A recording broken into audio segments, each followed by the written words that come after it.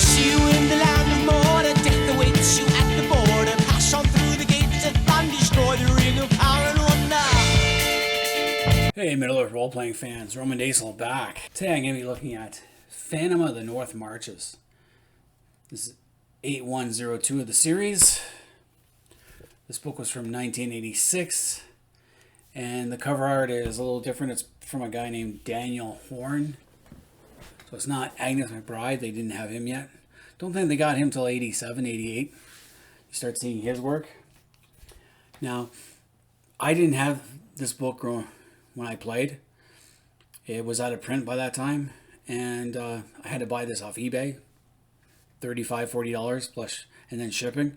So I got shipped to my home in Belmont, and then my mother actually shipped me this one to South Korea, where I was living at the time. So I did get to read the book, and I actually used some of the maps in here in a military campaign. So let's go through this. Okay, so we're back at the table, and let's go through this. So there's no inside cover art. There's no maps or anything on the inside cover. You get your table of contents. Okay, so this is made in 1986. We have the guidelines, player characters, conversion charts, and some already made PC characters if you want to use those. It's up to you. The game master can add one to the group to even the odds up a bit. Then it goes right into the first adventure, which is called The Phantom of the Woods, and it talks about the tale of the Phantom.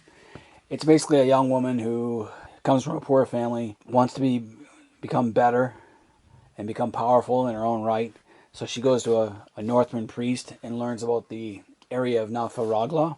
And then she learns what she can, and she senses the Witch King, and then she goes off and finds an evil Dunman priest. And she learns more of the dark arts and becomes a witch. It's basically the gist of it. She starts sacrificing people in the woods just off Nothva Raglaw, and she has a little tree fort. So the idea is the townspeople are worried about the disappearances, and some have seen an eerie light. So they want and they want a party to go check it out. So that's the adventure that your party would go to, would be to check out and find this witch. So the NPCs are Whitbert the priest. He's a Northman, and he's a cleric, and he's passionately devoted to servicing the memory of Garris and the other heroes and kings of days gone by. So what he's talking about the Northman mercenaries that inhabited the Olead during the sister wars between Arthenine, Rhudaurim, and Cardolan. At first, they all used Northman mercenaries because they were just better and more trustworthy, as well as cavalry. And they were given wide lands, especially in the Olead and in Cardolan, around the Fiotar. So if you look at the big map over there, you see what's called the Olead, which is western Rhudaurim, though they had tenuous control at best. And if you look very carefully, you'll see Nothva Raglaw. This adventure takes place probably before the 1356 war, when there are still Northmen serving Rhudaurim, and the Witch King hasn't made his huge attack yet in alliance with Rhudaurim against the North Downs and the Weather Hills. And Aemon Sul would still be a tower. So it's quite a different timeline from the looks of it. So going back to this, there's a couple of shrines in the Nothva Raglaw area. Hanai, the witch, she's not very old, typical Rhudaurim, and she's an animus clerk. A guy named Odilard the healer, and knows the countryside really well. Alfward the ranger. He's a ranger of Arthenine. He's not perceived very well in Arthenine, so he struck out on his own and is just hanging out in Nothva Raglaw. Though he would help any adventurers out, so he's a good guy. And then you got Walvorik, the Thane of Nothva Raglaw. So Nothva Raglaw is ruled by Thanes, Northman Thanes, not by any of the Witch Kings. And then you got his son, Thenoslag. So it's a different time period than what you usually find, not this usual 1640 thing. We got prices in Nothva Raglaw, layouts of Nothva Raglaw, and the Drebuid, which are hills in the forest. So layout of the town of Nothva Raglaw. You got some gatehouses, town walls, which are 15 high and have crenellations. Watchtowers. You got a Mahala, which is kind of like the Great Hall. Levy training house, townhouses, cottages, Thane's house, the Limpet Pool farm, and a hunter's lodge. So even though I never played this as a campaign, I did use the map in a military campaign I ran in Korea with a friend. And this is a really awesome map, of Nothva Raglaw. This road would take you to Aemon Sul, and this road takes you to Pen Morva. So you follow the pool all the way into the forest.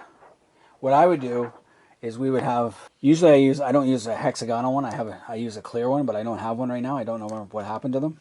And in the military campaign that we ran, I actually unified Cardolan. I used a 1640 campaign, and I started slowly and worked my way up to about 1700. This took place, where the kingdom of Arthenine had finally managed to unite most of Cardolan under its banner and reconstituted the Daggerim Aran Cardolan, the Royal Army in Cardolan. So we have the Royal Army in Arthenine and the Royal Army in Cardolan. So the Witch King was getting upset and was starting to gather troops. So I preempted the strike. I used the Royal Armies of Arthenine and Cardolan to strike along the Amansul. Using Amansul as a meeting point, I struck north, took out the Orc tribe that was here and here.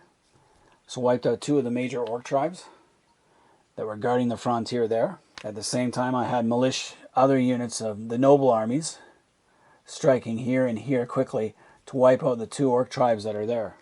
There's 4 Orc tribes in the Oldilad. Quick penetration before Angmar could combine, and then I used that Royal Army to strike deep into Nothva Raglaw itself. The idea was to take the town, force the Angmaran army here to come at me, while the other Angmaran army, the main one, coming from more up north, and it's hard to see with this map, coming up from Morgay to Eldaner and attacking here. I had a blocking force here of most of the noble army of Arthenine, plus a lot of militia at a place called Kingscraig, it's called. So Nothva Raglaw was a key battle. I was playing Arthenine, and if I won the battle, and what happened was I was able to wreck part of the Eastern Angmaran army and then swing back up and help relieve Kingscraig. What it did was it freed Arthenine to consolidate its hold in Cardolan. So using this map, I would simply have my troops garrisoning the town itself.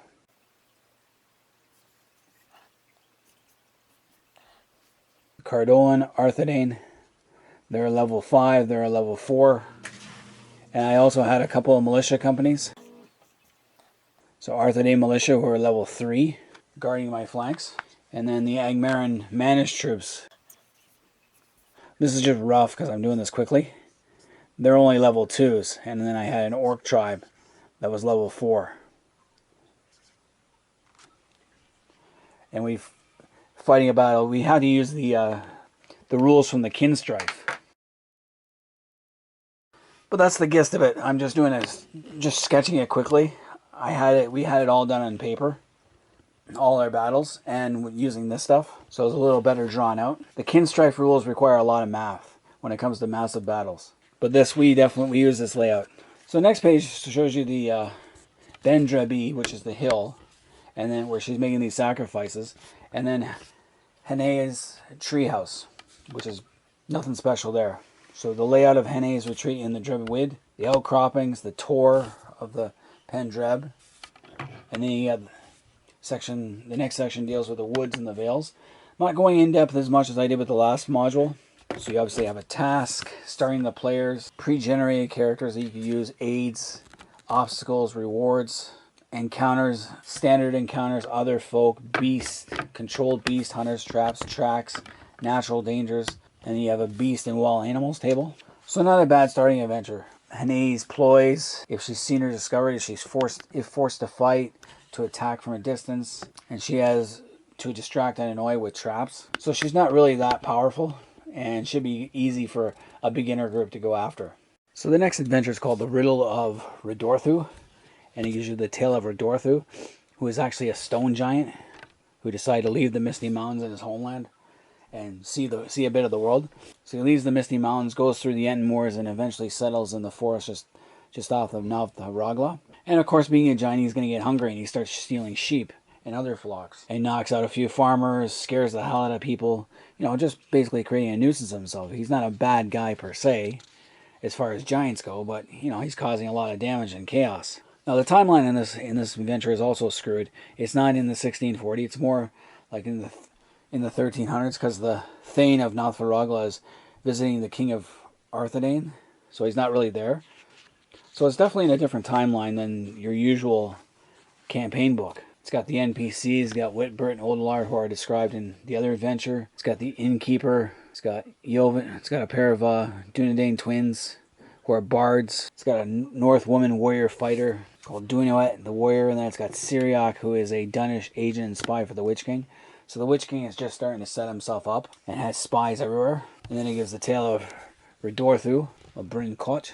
And Ridorthu is actually a pretty cool guy. He just gets hungry and steals a lot of things. So the idea is you got to go and confront the giant, trying to convince him to return to his homeland type idea, or try and kill him. But he's a 14th level stone giant, so rookies aren't going to be too useful. Even this is more for higher ups, but it does give you the layout of Ridorthu's lair in the Beamwood, or the woods out by Nothva Raglaw.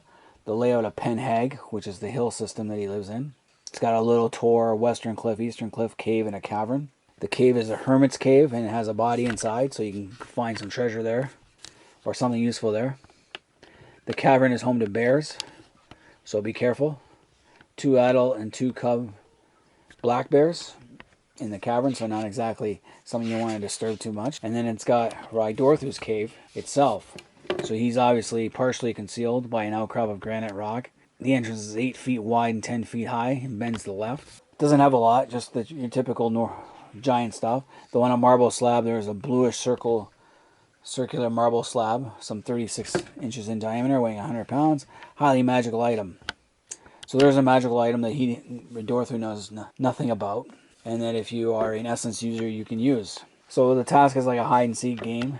You're not really sure what you're looking for. You're looking for a giant or a troll. So trolls don't usually leave humans unconscious. Starting the players, you get your aids of, obviously, obstacles, meaning the stone giant's the biggest one, though any other adventurer getting in the way. Rewards, encounters on the trail of Ridorthu. So your standard NPCs, your beasts, your traps, your tracks.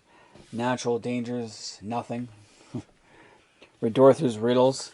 He seems to like riddles, and it gives you a couple of sample riddles that you can play with him. So basically, the game master becomes Ridorthu in this case. Overall, it's not really a great adventure to go on, other than looking in the Hermit's Cave and in Ridorthu's Cave to find that magical item. That's about all you're going to do, and stone giants aren't something you really want to tackle. Ridorthu himself is not an evil character. And trying to enlist him as a friend and a guardian would be the best thing possible for the town of Nothva Raglaw. Though, of course, the Witch King would probably put an end to him as soon as he found out, or try and convert him to an evil nature. The Last Avengers is called Garris's Bane. So the Garris is something that protects Nothva Raglaw and the surrounding area for like 400 some odd years. An Rhudaurim Northman. And because this is before 1356, the kings of Rhudaurim never bothered with it.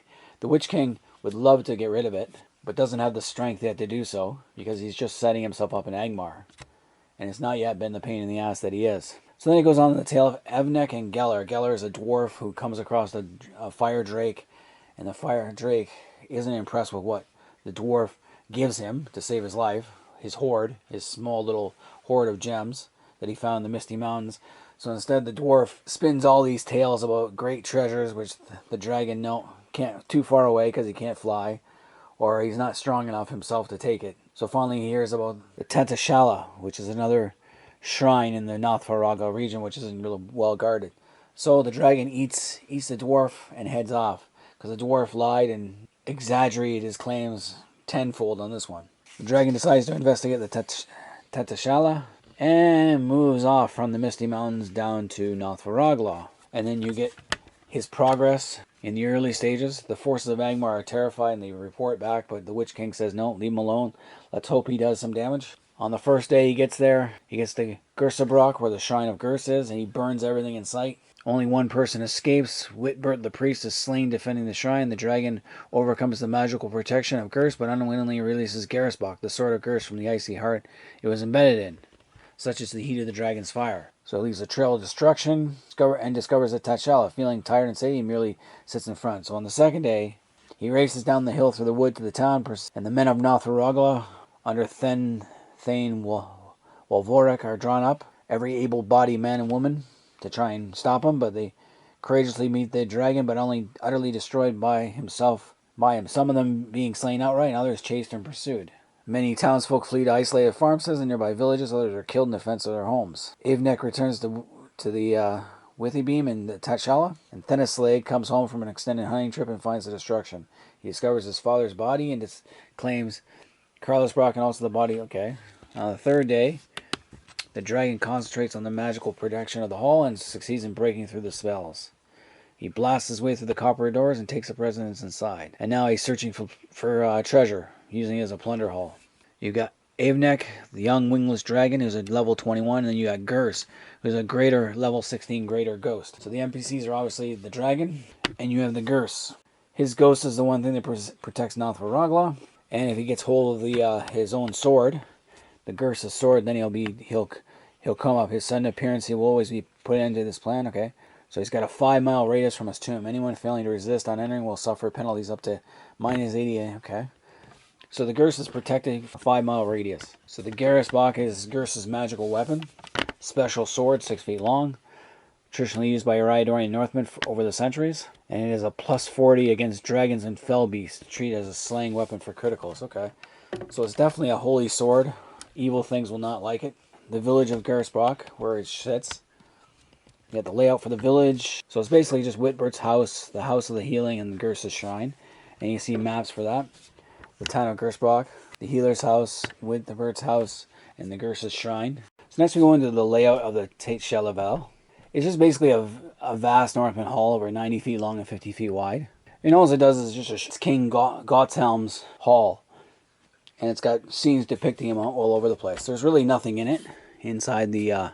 It just has scenes from his life and the lives of other Northman kings, epics. Now there's a cavern in this too. So the Cavern of King Gonzal is a large, irregular, stretching 80 feet long, 60 feet wide. Its widest point. It's 20 feet below ground. And steps descend from the Tate Shell itself. So there's a secret passageway inside the hall. And it's basically an illusion. It's pretty illusionary. It's an illusion of a magnificent troop of Northman warriors accoutered in shining mail and burnished helms, adorned with gold belts and buckles, carrying banners of samite, weapons of mithril, gem-encrusted silver. And when Gothelm led his charge down the steps, he rejoiced and died happy, leaving in reality only a poem that took all an hour to recite. So he's the king who sleeps, and he has an illusion. So the real corpse of King Gothelm and his horse. Their bodies are desiccated and mummified in the dry atmosphere. The king wears the following. So he's got his mithril chainmail plus 20 golden belt, closed helm of gold and silver, a plus 15 broadsword with a ruby pommel, and a scabbard of dragon skin. So those are pretty valuable themselves. And then you got a passage in a cave from the Cavern of King Gothelm. It winds and twists. 4 is a mound. It's a typical barrow or burial mound, but it's concealed amongst the trees. And finally, the veil itself. So there's not a lot of treasure here, just the king's items that he has on. So the task is obvious. You're going to stop a deal with a marauding drake and save the area. Starting the players, you got the aides who obviously the 2 survivors. Henes Ledge and Oldegard will help you. Obstacles are obviously how to kill a dragon. Rewards, killing a fire drake will definitely be a huge reward. And the townsfolk will help you. King of Arthenine will send a personal thanks and a token of his appreciation. Obviously, whatever you want. The encounters are obviously the dragon. And also, maybe you could also help the Garris as well defeat the dragon. So it's one of those things. That would be an adventure for higher level players. You send 1 to 5 level characters, they're going to get their ass kicked. Even up to level 10, I wouldn't send guys in against a level 21 dragon. You would need something big, someone higher up. So you get your encounter tables. The first one's encounters for Adventure 1, the Phantom of the Woods. And it's got the locations where you're supposed to be, what you're going to encounter. The same goes for Adventure 2, Riddles of Ridorthu. And that's about it. There's no, for Adventure 3, there's no encounter table. Then it gives you a regional map of Nothva Raglaw too. So this is pretty good as well. I've used this too for the campaign. Like I said too, Weathertop. The Arthenine Army comes from Weathertop. And on this map, on the big map here, it's like 1 day would be the equivalent of 3 inches of marching. Or is it 1 inch? It's like 20. You could do 20 to 25 miles a day. Hard marching. Of course, you got to be ready. And everything depends on how fast each side gets ready. You don't just get ready right away and all march at the same time. Someone's going to be ready first, and someone's going to get the jump on you. Remember, the Arthenine Army has to wipe out a couple of orc tribes on their way. So they're going to be battle-tested, but also wounded. So the Arthenine Army reaches the area of Nothva Raglaw, and they either stay on their side of the river or cross and defend it. While to more of a Tarth would be the Angmaren forces. They would take the Garris Block and come down the road to Nothva Raglaw. It's also possible to send small detachments for Rangers, for small detachments to take these 3 hills and hold them against any attempt to outflank the main Arthenine Army. So holding forces, just forces that are small enough to hinder any attempts to outflank, because it is a long way back to the Weather Hills from Nothva Raglaw if the army of Arthenine and Cardolan get. So it is something in this book I did use this for, and it was a lot of fun to use the maps. So that was Phantom of the North Marches. I actually thought this book would be more like a later adventure module, because I remember Sam in Lord of the Rings talking about how his cousin saw a giant or something, or a tree walking up in the North Marches of the Shire on the North Bounds. So I was thinking of something more like that. I wasn't expecting it to be in Rhudaurim, Nothva Raglaw when I read it. But it was interesting to read. I love the layouts and the maps, because I was able to use them in a military campaign, and it was quite helpful. The timeline, I was kind of surprised how different it was. Probably 14th century, early 14th century, when Rhudar had very limited control over the Oilad, and Angmar was not yet set up, and Arthenine exerted more influence over the lone lands than Rhudar did, or Cardolan. So Aemon Sol was still around, and Nothva Raglaw was a Northman town. So I was kind of surprised at the timeline they chose. Most of the stuff can be found again in the Arnor books, but I enjoy playing the military campaigns. Nothva Raglaw is a key point in any campaign. And the adventures in this book were okay. The first one's pretty easy, the second one's a little hard, and the third one's definitely harder. You need experienced players, not rookies, when going through this one. But it was an enjoyable book to read. But anyway, that's my look at Phantom of the North Marches. All you Middle-earth role-playing fans, let me know what you guys think in the comment section. Did you guys have this? Did you play it? What'd you think? Pros, cons, whatever. And until next time, I'm Roman Daisel. I'm out of here.